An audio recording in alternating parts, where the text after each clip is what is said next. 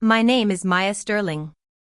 For most of my 35 years, that name has felt less like an identity and more like a job description, one that came with a long list of unwritten responsibilities: the reliable daughter, the sensible older sister, the one who never needed anything.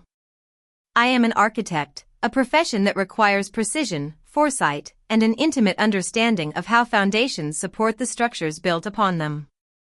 It's a bitter irony that I could design buildings to withstand earthquakes, yet I couldn't see the fault lines running directly beneath my own life. The story of how I began to rebuild starts, as so many family stories do.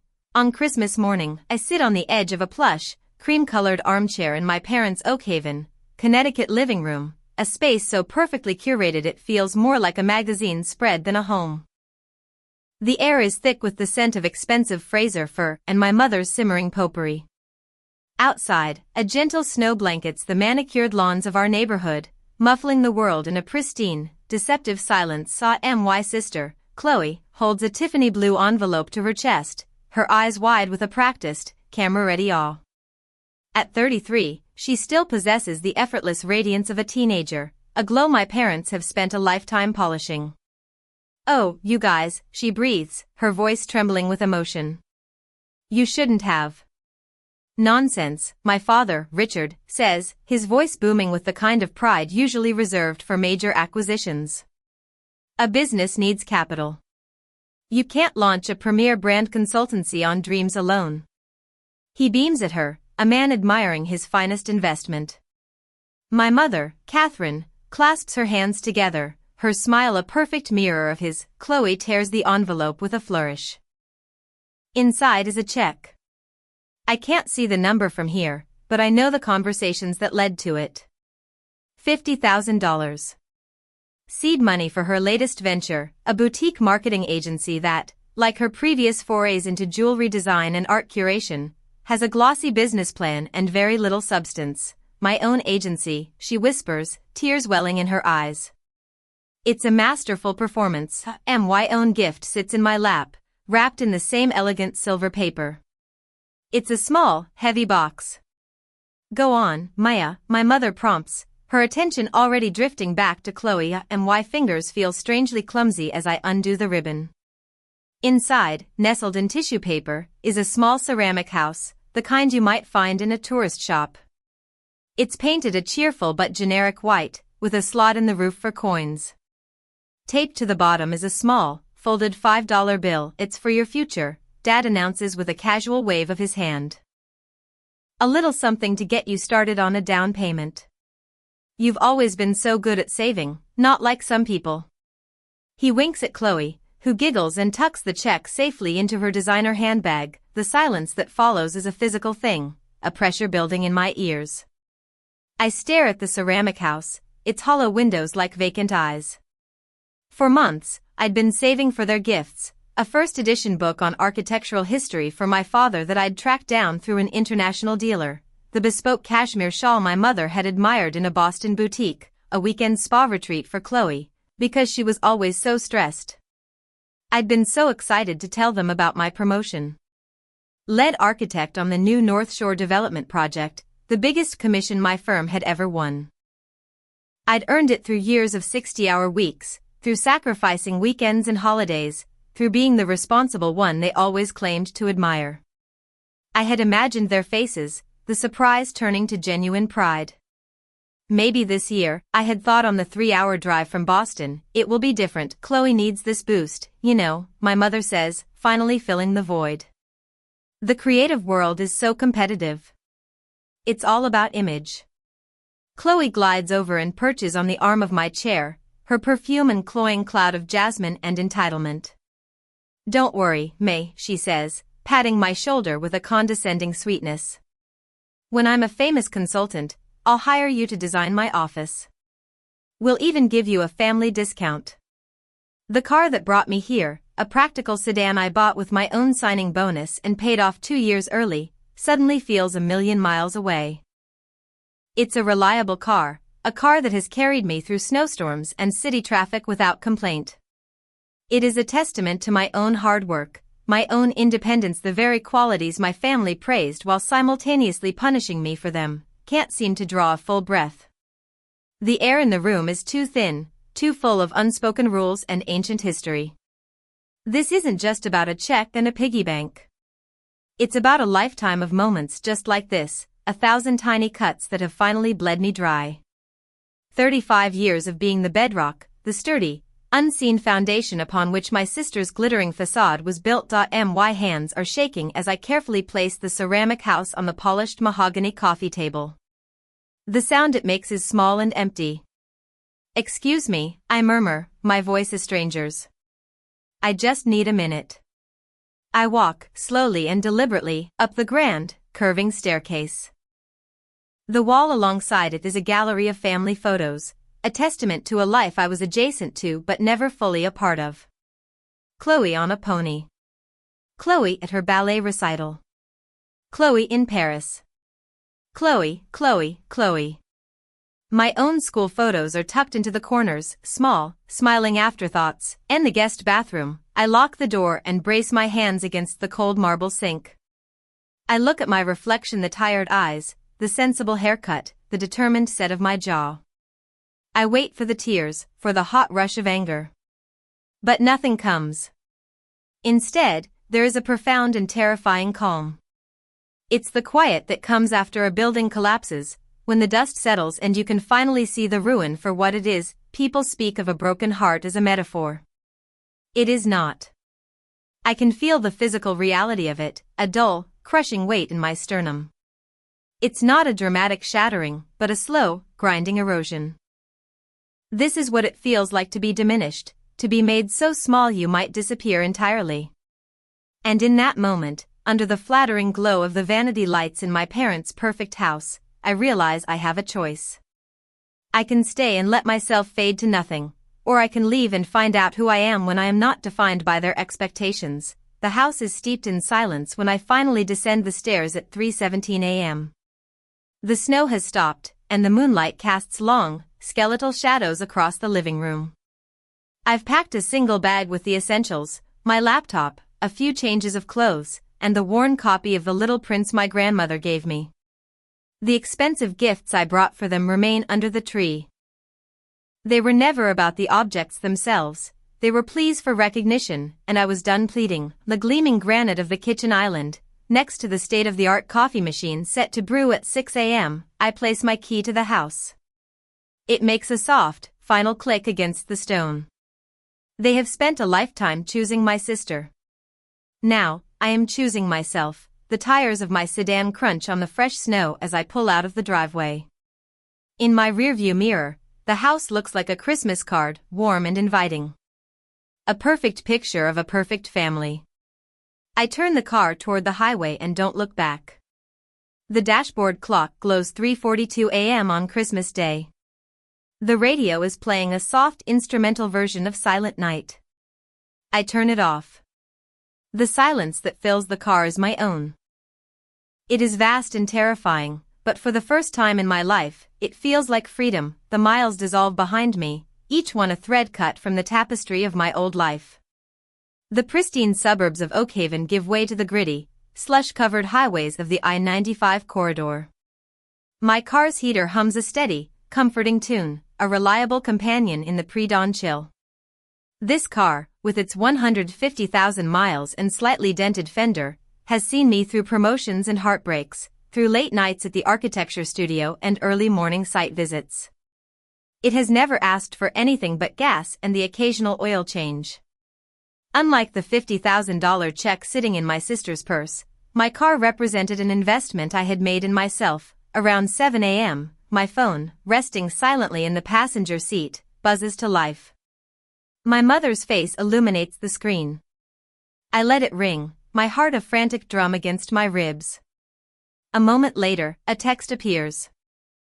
Did you remember to set out the recycling bins before you left? Thursday is pickup, not where are you? Not are you okay? Not even why did you leave? Just a mundane household chore, a reminder of my role as the responsible cog in their family machine. A semi-truck roars past, spraying a wave of dirty snow across my windshield, momentarily blinding me. My hands grip the steering wheel, knuckles white. The wiper blades frantically clear the grime, and as my vision clears, so does my mind. A montage of memories plays out against the monotonous landscape of the New Jersey Turnpike. My 8th birthday, 2 weeks after Chloe's lavish pool party. My celebration consisted of a store-bought cake and 2 friends from my class. Chloe is more sensitive, Maya. She needs the social validation, Dad had explained, ruffling my hair. You've always been so self-sufficient. Their word for neglected. My high school graduation. I was salutatorian. I had practiced my speech for weeks, a hopeful address about building bridges to the future. My parents' seats were empty. Chloe had a regional soccer tournament 3 states away. We'll watch the video, honey, Mom had promised. The sealed VHS tape was still in a box in my old closet when I left for college. She needed our support, Mom had said. You always land on your feet. Their word for abandoned college itself. I worked 2 part-time jobs while juggling a full course load in architecture, a notoriously demanding program. I lived on scholarships, student loans, and cheap ramen. That same period, Chloe was finding her artistic voice on a parent-funded tour of European museums.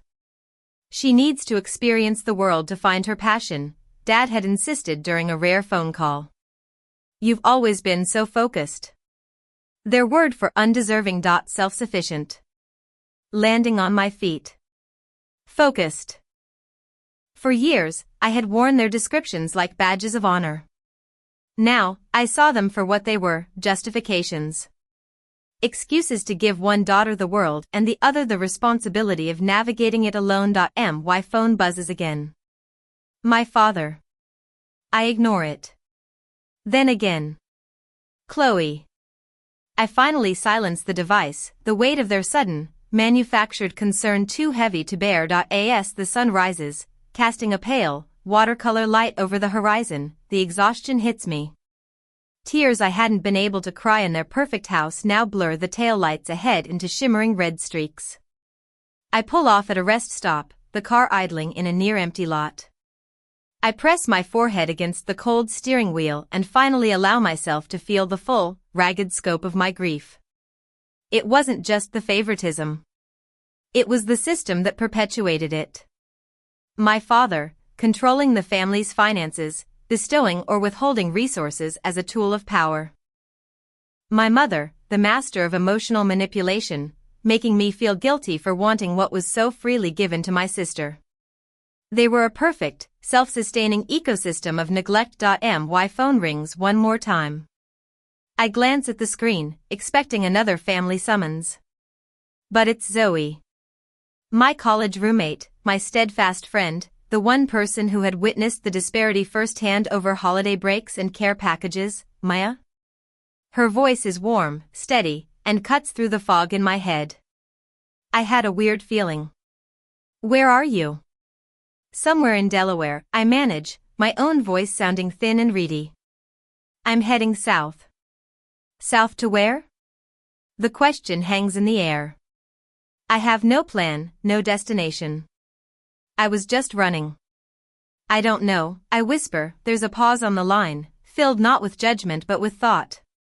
Come to Philadelphia, she says, her tone firm and unwavering. My spare room is waiting for you. Real family doesn't make you feel like you have to disappear to be seen. Zoe knew.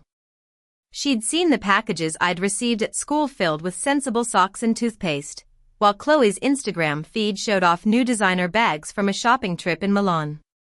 She'd listened as I made excuses for why I was staying in the dorms over Thanksgiving while my family was skiing in Aspen. I can't just show up on your doorstep on Christmas Day, I protest, the old habit of not wanting to be a burden dying hard. Stop.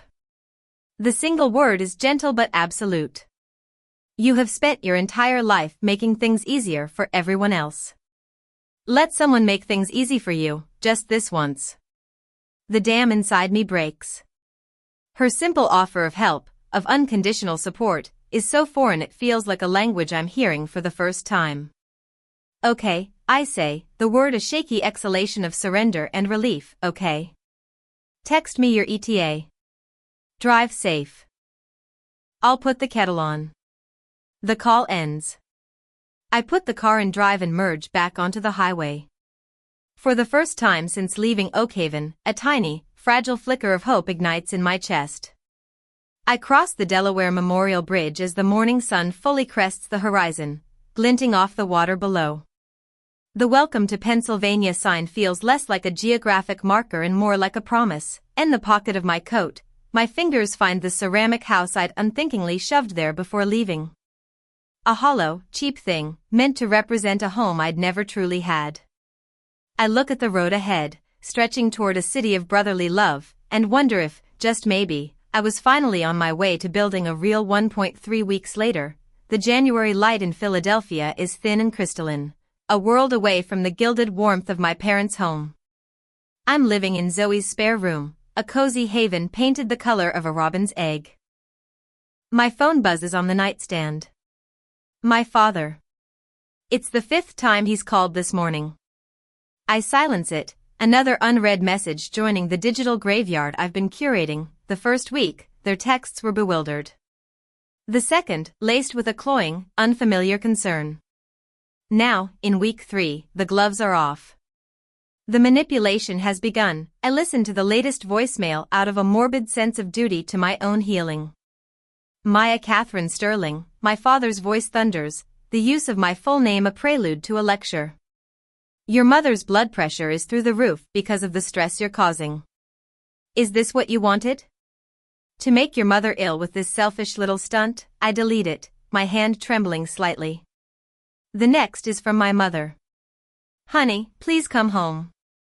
Chloe misses you terribly. We all do. This house is just so empty without you. The lie is so audacious it's almost impressive.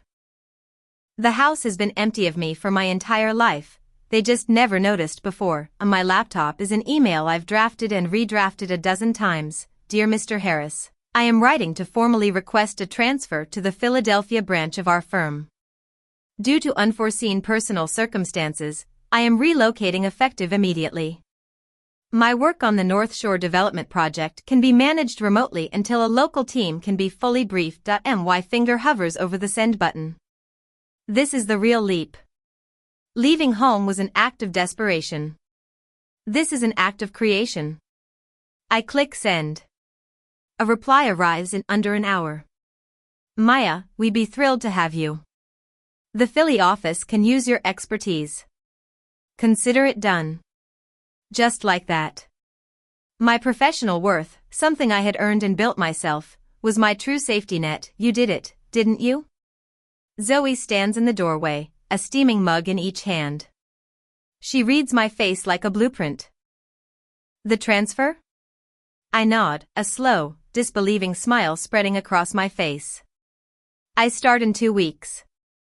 Now I just need to find a place to live. Already on it, she says, handing me a mug.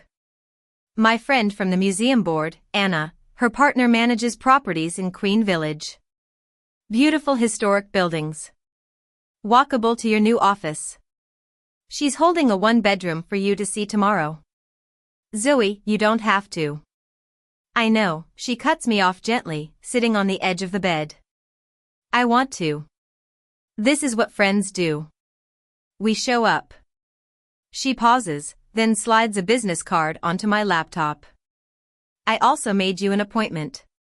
The card is simple, elegant. Dr. Nina Sharma, Ph.D., licensed professional counselor. I'm not broken, I whisper, the defensive words tasting like ash. I know you're not, Zoe says, her gaze unwavering. You're the strongest person I know. But strong people still get tired of carrying everything alone.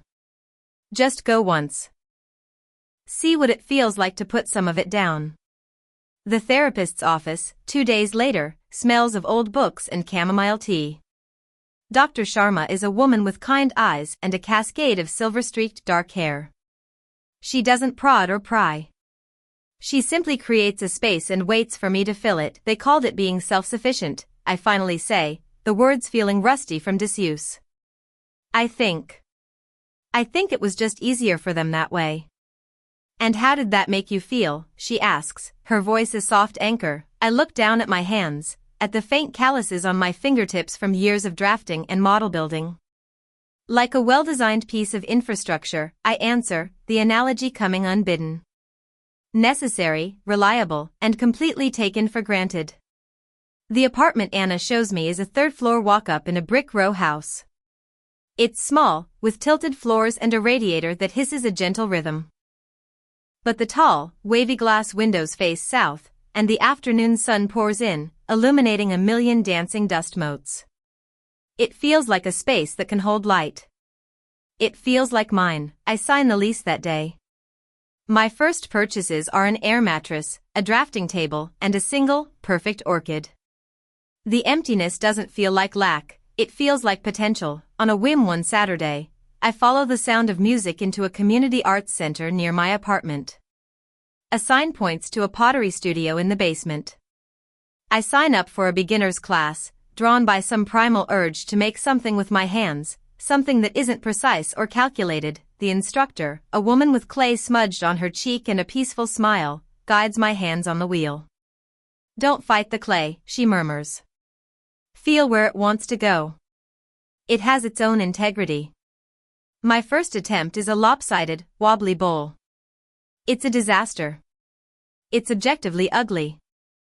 And I love it more than anything I've ever made. It is imperfect and asymmetrical and entirely my own.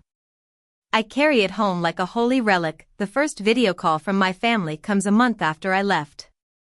I answer, my back straight, Dr. Sharma's words echoing in my mind, "You are not responsible for their feelings. You are only responsible for your own." Maya.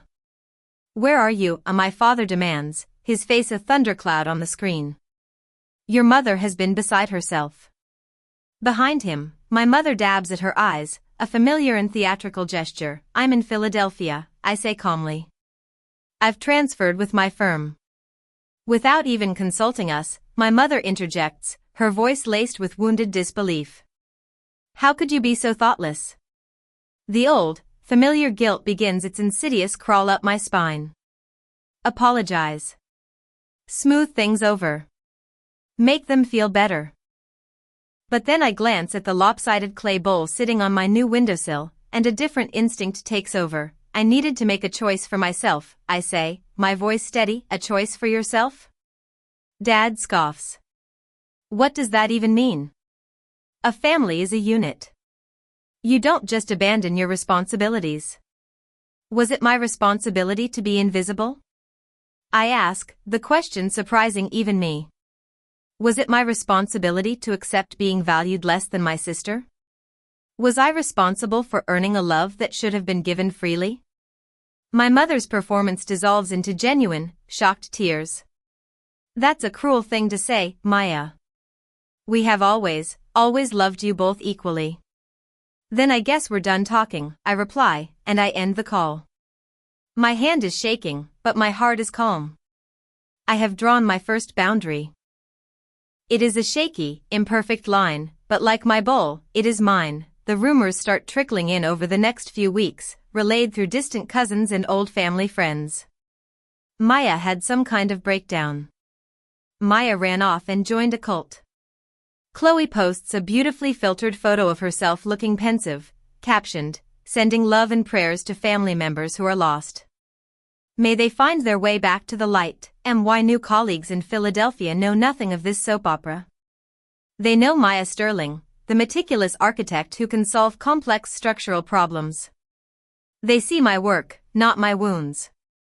When Chloe shows up unannounced at my office one afternoon, a desperate gambit to force a confrontation, the receptionist politely informs her that I am in a meeting and will be unavailable for the foreseeable future. Zoe, who happened to be dropping off lunch, told me later she'd added, "And uninvited visitors are discouraged." My therapy group meets on Wednesday nights. We are a mismatched collection of Solsa retired teacher, a young IT professional, a gruff mechanic, all bound by the shared experience of complicated families. "Just because they're family doesn't mean they get a free pass to hurt you," says a man named David one evening. Love without respect isn't love. It's just an obligation. 6 months after that Christmas morning, my apartment is no longer empty. The air mattress has been replaced by a real bed. The walls are filled with framed architectural prints and photos of my new life with Zoe and other friends. The windowsills are crowded with my growing collection of pottery, each piece a little more centered, a little more confident than the last. I've been promoted to lead a new sustainable design initiative at the firm. On my bookshelf sits the small, ceramic house. I've been filling it with $5 bills, one for each week of my new life. It's not a monument to my pain, but a measure of my progress. The first holiday season approaches, not with the familiar dread, but with a quiet sense of peace. There are no frantic trips to the mall to buy gifts that will be met with lukewarm praise. No emotional gymnastics to prepare for. Just me, in the sunlit space I have created for myself, becoming the architect of my own life. A life worth far more than $5. The invitation arrives in a cream-colored envelope, my name Ms. Maya Sterling written in an elegant, looping script. It feels less like a request and more like a summons. My cousin Sophie is getting married. Back in Oakhaven, so what's the plan? Dr. Sharma asks, her office a familiar sanctuary of calm. I run my thumb over the thick cardstock of the invitation. 6 months ago, I would have thrown it away or sent my regrets with a polite, generic excuse. I'm going, I say, the words feeling solid and sure. But I'm doing it my way. My way means booking a suite at a boutique hotel downtown, not a room in the sprawling house my parents rented for the family. My way means renting my own car, not relying on anyone for a ride. My way means I am in control of my own comings and goings. The boundary is the logistics. My father called 3 times, his voice shifting from command to confusion to outright pleading. It doesn't make sense for you to stay at a hotel, Maya. The whole family will be together. That's exactly why I'm staying at a hotel, Dad, I'd said, before politely ending the conversation. In the weeks leading up to the wedding, the flying monkeys, as Dr. Sharma calls them, are deployed. My Aunt Carol emails about the importance of forgiveness. Uncle Ken calls to reminisce about how close we all used to be. Chloe's texts become a daily occurrence. Can't wait to see you. We have so much to catch up on. Let's get mimosas before the rehearsal. It's a coordinated campaign to pull me back into the old dynamic. How does this pressure feel in your body? Dr. Sharma asks. I take a moment to assess, a practice she has taught me. Not the old, automatic I'm fine. I notice the tightness in my shoulders, the faint, metallic taste of anxiety in my mouth. It feels manageable, I say. Like a storm I can see coming from a long way off. I've reinforced the windows. The night before I leave, I lay out the dress I had custom made. It's a deep, lustrous emerald green silk. The color of new growth, of resilience. It is not a dress for someone trying to blend in. The rehearsal dinner is at a historic inn, all dark wood and flickering candlelight. As I walk in, I feel the familiar ripple of heads turning, the conversations that stutter to a halt. The Maya they remember was a creature of beige and gray, someone who took up as little space as possible. This woman, in her jewel-toned dress and quiet confidence, is a stranger to them. Chloe rushes toward me, arms open for an embrace. I accept it briefly, then gently step back, creating a pocket of space that is unequivocally mine. You look different, she says, her eyes searching my face. Her own appearance has changed. The designer clothes are still there, but they look tired. The effortless glow has dimmed. I'm well, Chloe. How are you? Her smile is brittle. Oh, busy. The agency is taking off. But her eyes betray her, darting around the room as if looking for an escape route. My mother approaches, her face a carefully constructed mask of maternal warmth. Maya, darling. We were so worried you wouldn't come. I wouldn't miss Sophie's wedding, I reply, my tone pleasant but neutral. Throughout the evening, the truth of their situation reveals itself in whispers and sidelong glances. Cousin Ben pulls me aside by the bar. Heard about your dad, he mutters into his beer. His firm had restructuring. He was let go 3 months ago. Didn't tell anyone for weeks. Aunt Carol corners me by the cheese plate. Catherine is a wreck, she confides, her voice low. She's on medication for her nerves. And between you and me, they've been subsidizing Chloe's lifestyle for years. The credit cards are maxed out. I think the check they gave her for that new business was the last of their liquid savings. Each revelation lands not with a shock, but with a quiet click of understanding. The frantic calls, the pressure campaign, it wasn't just about controlling me. It was about needing me. They needed their reliable, responsible daughter back. They needed the family ATM, the emotional ballast, the one who could fix everything. My father finally corners me as I'm getting a glass of water. His face is ruddy, his breath smells of whiskey. A family is supposed to support each other, Maya, he says, his voice a low growl. In good times and in bad. I meet his gaze, my own clear and steady. Support is a two-way street, Dad. It has to be built on a solid foundation. We gave you everything. You gave Chloe everything, I correct him softly. You gave me expectations. Remember Christmas? I hold his gaze until he looks away, his bluster deflating like a punctured tire. Later, I find Chloe on the terrace, staring out into the manicured gardens. The cool night air feels good on my skin. The agency failed, she says without turning around. The clients wanted results, not just a pretty Instagram feed. The 50,000 is gone. Dad. Dad can't help me anymore. Her voice breaks on a sob. I don't know what to do, May. I never learned how to do any of this on my own.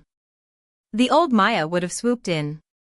She would have offered money, a place to stay, a step-by-step plan. She would have absorbed her sister's panic and made it her own. Instead, I place a hand on her arm. The gesture is one of compassion, not rescue. That sounds incredibly difficult, Chloe, I say. I'm sorry you're going through this. She turns to me, her eyes wide with a new, raw vulnerability. She was expecting a solution, or perhaps an I told you so. She wasn't expecting simple empathy. I can't fix it for you, I continue gently. But I can listen. And if you want, I can show you how I learned to make a budget. It's a small offer, but it is real. It is help, not enabling.